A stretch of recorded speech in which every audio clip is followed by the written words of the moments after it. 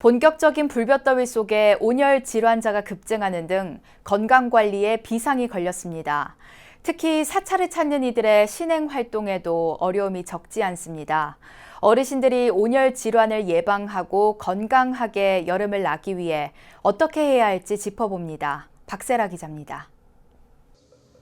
사찰을 찾은 어르신들이 뜨거운 햇살을 피해 경내 시원한 곳에서 잠시 휴식을 취해봅니다. 그늘에 앉아 손수건으로 흐르는 땀을 닦으며 연신 부채질을 해보지만 찌는 듯한 무더위를 피하기는 쉽지 않습니다. 장마가 끝나고 전국적인 폭염이 기승을 부리면서 사찰 신도와 어르신들도 신행활동에 어려움을 겪고 있습니다. 밤낮을 가리지 않는 찜통더위를 이겨내며 기도와 수행을 지속하는 과정에서 나이 지긋한 어르신들은 자칫 건강을 해칠 우려도 적지 않습니다. 특히 연일 이어지는 폭염으로 온열 질환을 호소하는 환자가 늘고 있어 신도들의 건강관리에 각별한 주의가 요구되고 있습니다. 온열 질환은 뜨거운 환경에 노출돼 생기는 급성 질환으로 두통이나 어지러움, 피로감, 경련 등의 증상이 나타나고 방치할 경우 생명까지 위협할 수 있습니다.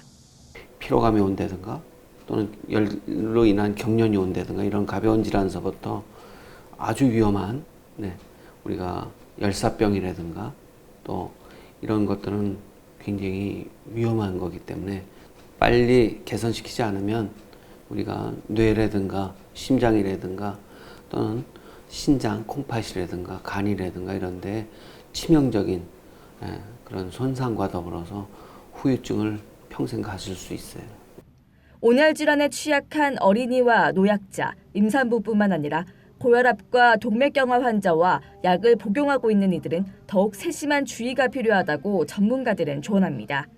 이에 따라 기온이 높으면 가급적 바깥 활동을 자제하고 물을 자주 마시는 등 건강 수칙을 준수하는 것이 중요합니다. 또 사찰 등에서 온열 질환자가 발생하면 즉시 시원한 곳으로 옮겨 물수건으로 몸을 닦아주는 것이 체온을 내리는 데 도움을 줄 수 있습니다.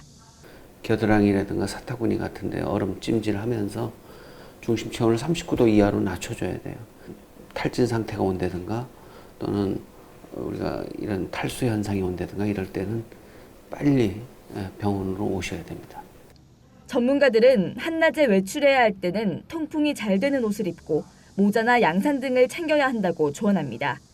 특히 사찰을 찾는 어르신들이 폭염 속에서도 신행활동을 무리 없이 펼칠 수 있도록 주위에서 각별한 배려와 관심을 가지는 것이 중요합니다. 이를 위해 사찰 경내 무더위를 피할 수 있는 쉼터를 조성하고 응급 구조 시스템을 구축하는 노력도 필요합니다. 장마가 끝나고 본격적인 무더위가 시작되면서 전국에서 온열 질환자가 잇따르고 있는 가운데 사찰 신도와 불자들의 건강한 여름나기를 위한 불교계의 적극적인 대처가 요구되고 있습니다. BBS 뉴스 박세라입니다.